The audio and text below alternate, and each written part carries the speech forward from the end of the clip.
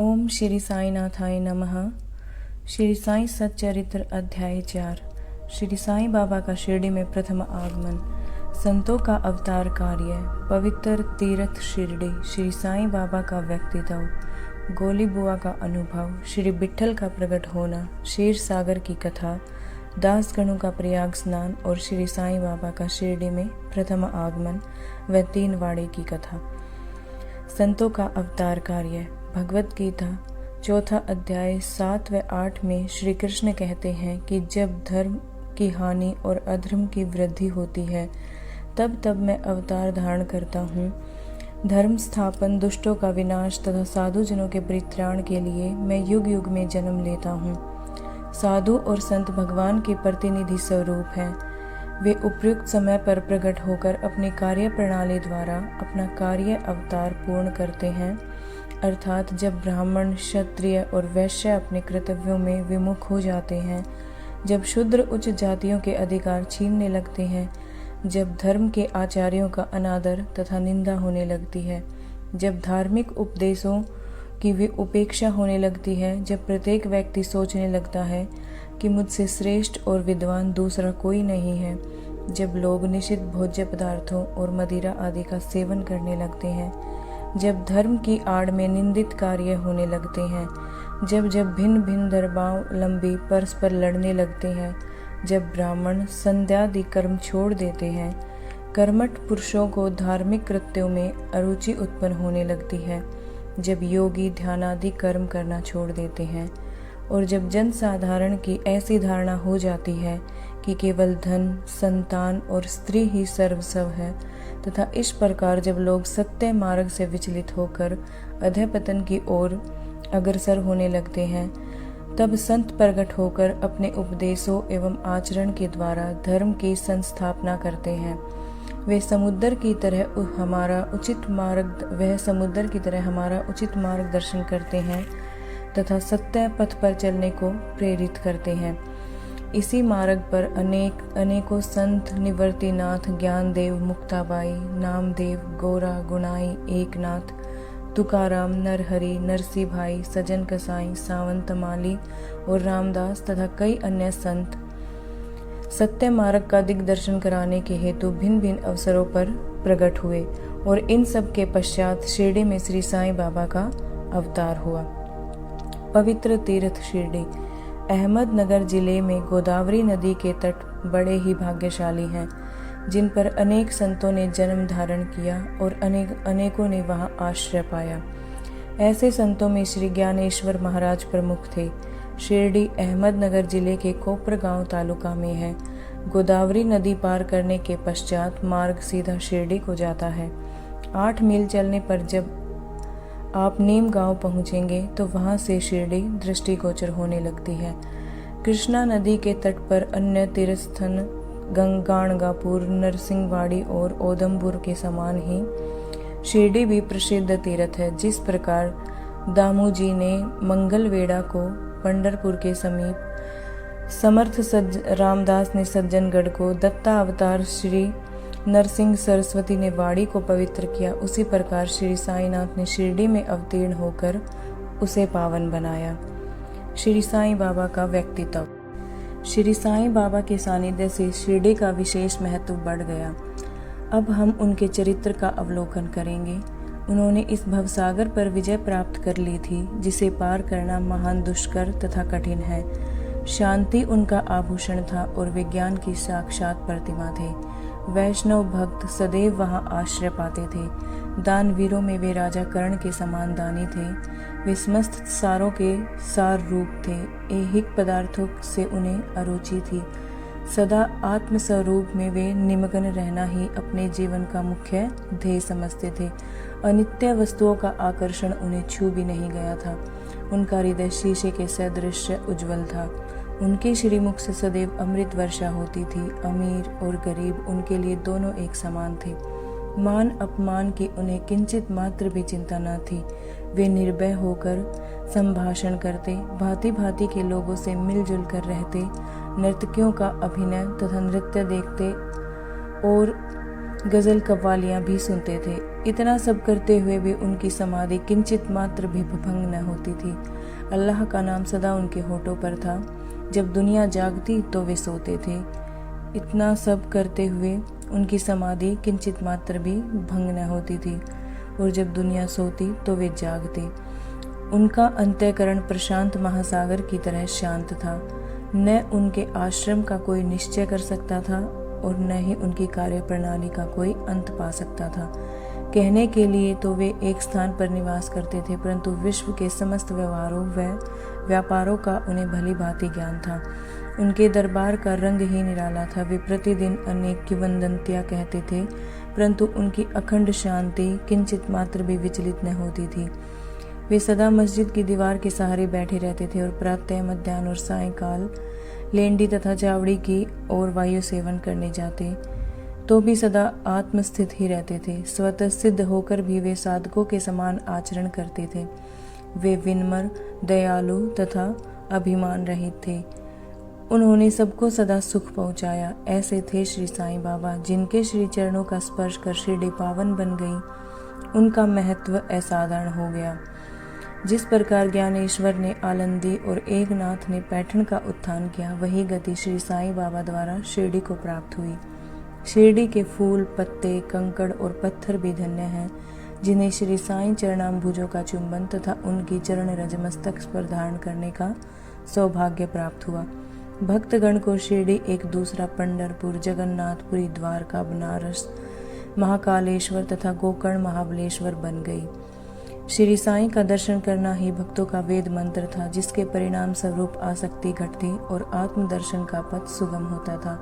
उनका श्री दर्शन ही योग साधन था और उनसे वार्तालाप करने से समस्त पाप नष्ट हो जाते थे। उनका पाद सेवन करना ही त्रिवेणी प्रयाग स्नान के समान था तथा चरणामृत पान करने मात्र से ही समस्त इच्छाओं की तृप्ति होती थी। उनकी आज्ञा हमारे लिए वेद सदृश थी। प्रसाद तथा उदी ग्रहण करने से चित्त की शुद्धि होती थी। वे ही हमारे राम और कृष्ण थे।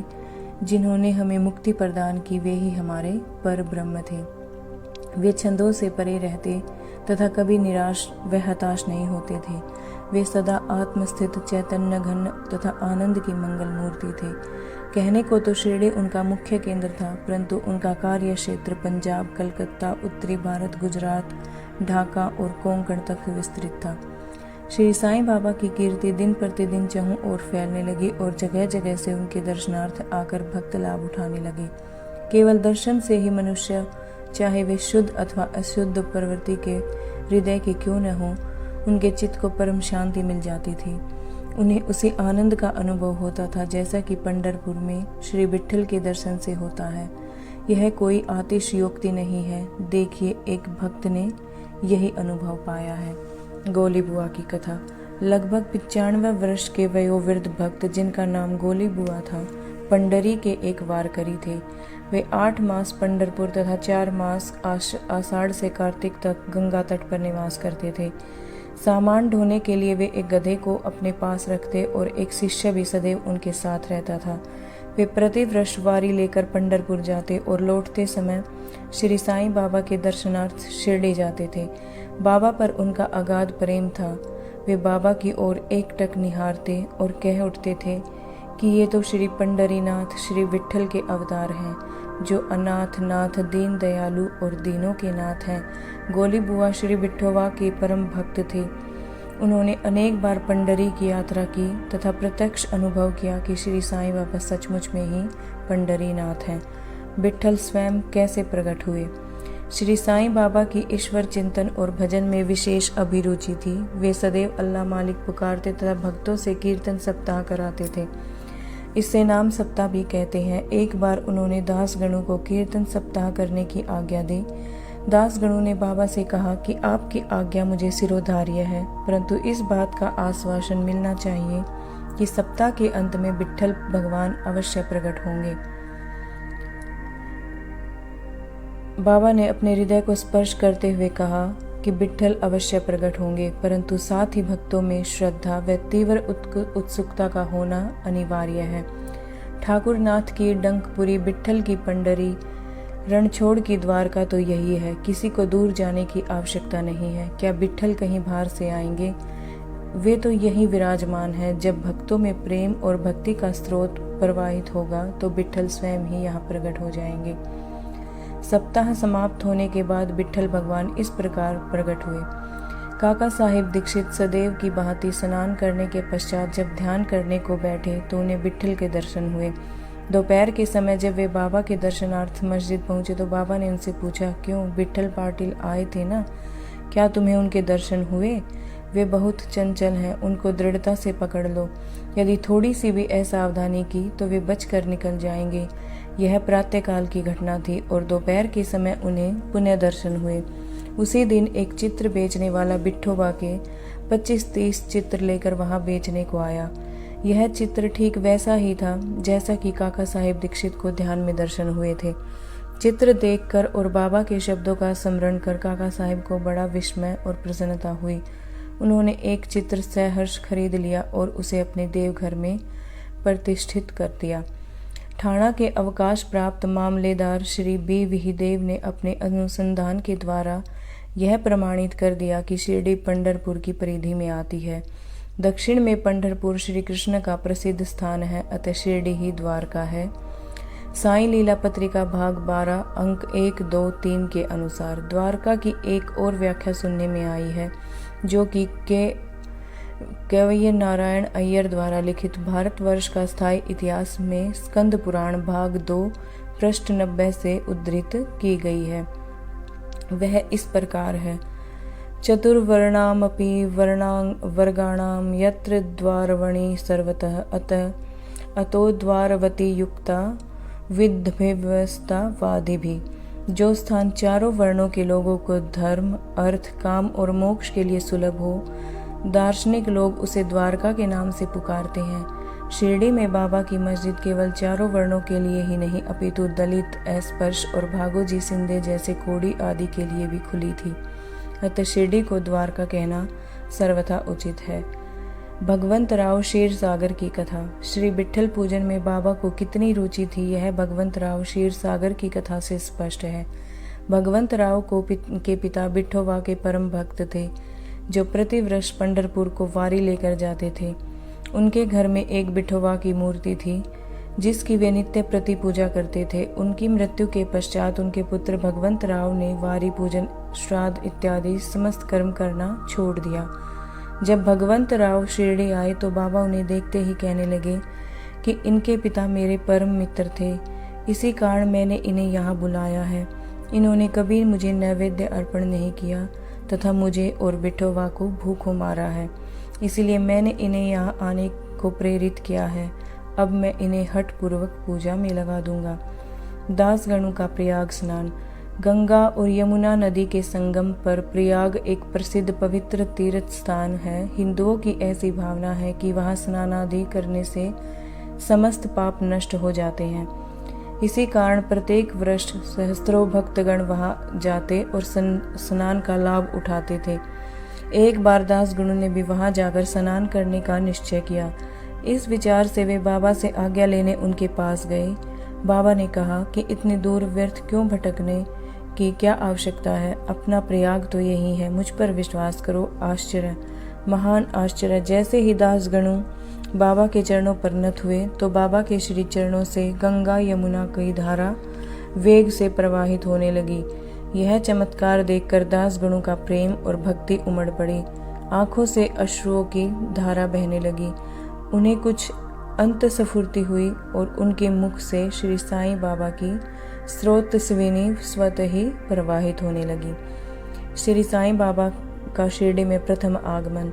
श्री साईं बाबा के माता पिता, उनके जन्म और जन्म स्थान का किसी को भी ज्ञान नहीं है। इस संबंध में बहुत छानबीन की गई। बाबा से तथा अन्य लोगों से भी इस विषय में पूछताछ की गई, परंतु कोई संतोषप्रद उत्तर अथवा सूत्र हाथ न लग सका। यथार्थ में हम लोग इस विषय में सर्वथा अनभिज्ञ हैं। नामदेव और कबीरदास जी का जन्म अन्य लोगों की भांति नहीं हुआ था।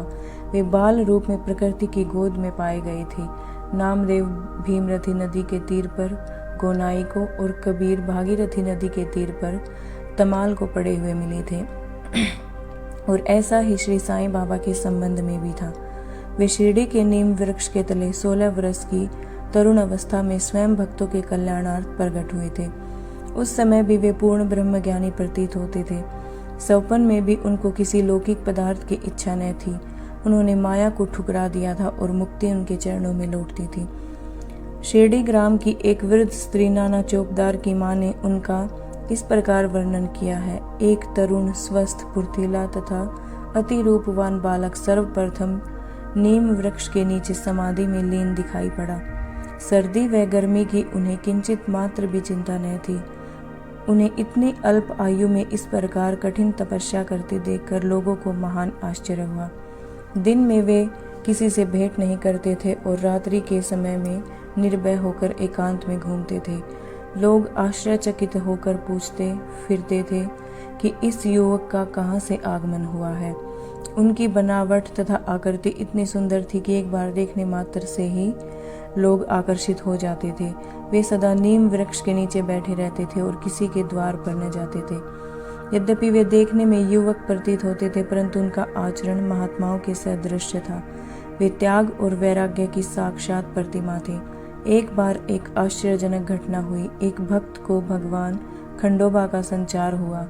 लोगों ने शंका निवारणार्थ उनसे प्रश्न किया कि हे देव, कृपा बताइए कि ये किस भाग्यशाली पिता की संतान है और इनका कहाँ से आगमन हुआ है। भगवान खंडोबा ने एक कुदाली मंगवाई और एक निर्दिष्ट स्थान पर खोदने का संकेत किया। जब वह स्थान पूर्ण रूप से खोदा गया तो वहां पर एक पत्थर के नीचे ईंटें पाई गई। पत्थर को हटाते ही एक द्वार दिखाई दिया जहां 4 दीप जल रहे थे। उन दरवाजों का मार्ग एक गुफा में जाता था जहां गौमुखी अवतार आकार की इमारत, लकड़ी के तख्ते, मालाएं आदि दिखाई पड़ी। भगवान खंडोबा कहने लगे कि इस युवक ने स्थान पर 12 वर्ष तक तपस्या की है। तब लोग युवक से प्रश्न करने लगे, परंतु उसने यह कहकर बात टाल दी कि यह मेरे श्री गुरुदेव की पवित्र भूमि है तथा मेरे पूज्य गुरु का स्थान है, और लोगों से उस स्थान की भलीभांति रक्षा करने की प्रार्थना की। तब लोगों ने उस दरवाजे को पूर्ववत बंद कर दिया।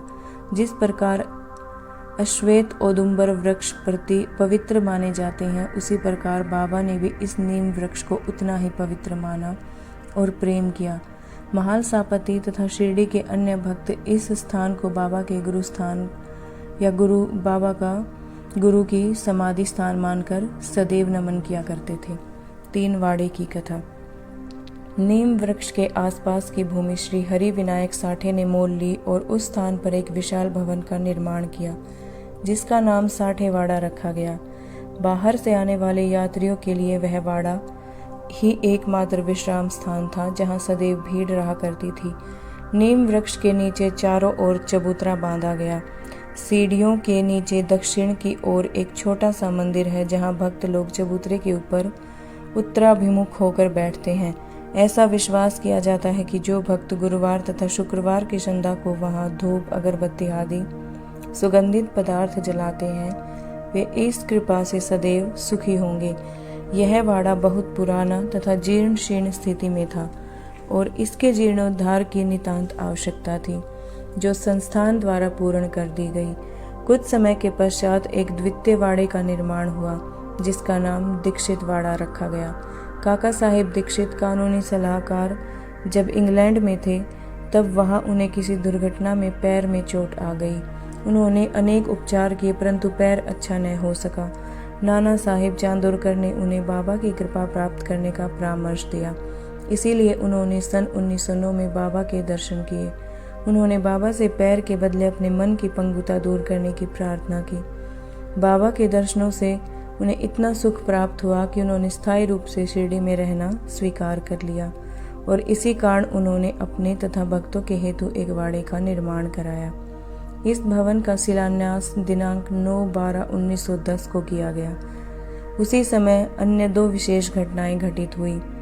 श्री दादा साहिब खापर्डे को घर वापस लौटने की अनुमति प्राप्त हो गई और चावड़ी में रात्रि को आरती आरंभ हो गई। कुछ समय में वाड़ा संपूर्ण रूप से बन गया और राम नवमी 1911 के शुभ अवसर पर उसका यथाविधि उद्घाटन कर दिया गया। इसके बाद एक और वाड़ा मानो एक शाही भवन नागपुर के प्रसिद्ध श्रीमंत बूटी ने बनवाया। इस भवन के निर्माण में बहुत धनराशि लगाई गई। उनकी समस्त निधि सार्थक हो गई, क्योंकि बाबा का शरीर अब वहीं पर विश्रांति पा रहा है और फिलहाल वह समाधि मंदिर के नाम से विख्यात है। इस मंदिर के स्थान पर पहले एक बगीचा था, जिसमें बाबा स्वयं पौधों को सींचते और उनकी देखभाल किया करते थे। जहाँ पहले एक छोटी सी कुटी भी नहीं थी, वहाँ पर 3-3 वाड़ों का निर्माण हो गया। इन सब में 60 वाड़ा पूर्व काल में बहुत ही उपयोगी था। बगीचे की कथा, वामन तात्या की सहायता से स्वयं बगीचे की देखभाल, शिरडी से श्री साईं बाबा की अस्थायी अनुपस्थिति तथा चांद पाटिल की बारात में पुनः शिरडी में लौटना, देवीदास, जानकीदास और गंगागीर की संगति, मोहिउद्दीन तंबोली के साथ कुश्ती, मस्जिद में निवास, श्री डेंगले व अन्य भक्तों पर प्रेम तथा अन्य घटनाओं का अगले अध्याय में वर्णन किया जाएगा। श्री सद्गुरु साईनाथार्पणमस्तु। शुभम भवतु। ओम श्री साईनाथाय नमः।